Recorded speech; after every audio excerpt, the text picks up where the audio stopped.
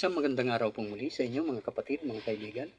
Muli po nandito si Balintataw ng Agila upang kayo po ay handugan ng isa na naman pong tula. Ang pamagat po ng tula na aking bibigkasin, Tirador ng Baboy. Ako ay mayroong kwento ibabahagi sa inyo at ito po'y nangyari sa parokya ng Santo Niño. Nang matapos na magmisa ang isang kura paruko, nag-anunsyo itong pare dun sa lahat ng dibuto. Ang sinabi nitong pare sa lahat daw ng may gusto, na sila ay mangumpisal pumunta sa kumpisaryo.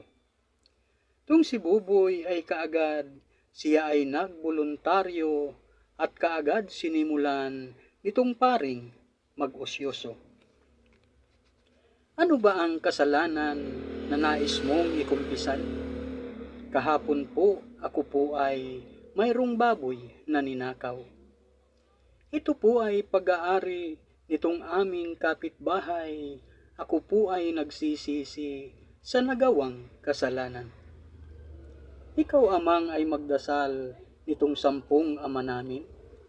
Aba Ginoong Maria, dasalin mo ng 10 rin. Mahaba ang dasal na yan, wag na wag mong dadayain, upang ikaw sa iyong sala ay kaniyang patawarin. Maaari po ba, Pader, gawin kong tig-3 po? Kaya ang 2 dasal ay lahat-lahat 6 na po. Mahaba ang dasal na yan, baka hindi mo patanto, bakit gusto pang dagdagan, sapat na riyan ang 10. Ako kasi, Father Carrion, ay mayroong pinaplano. Mamaya pong hating gabi, ito'y isa sa gawa ko.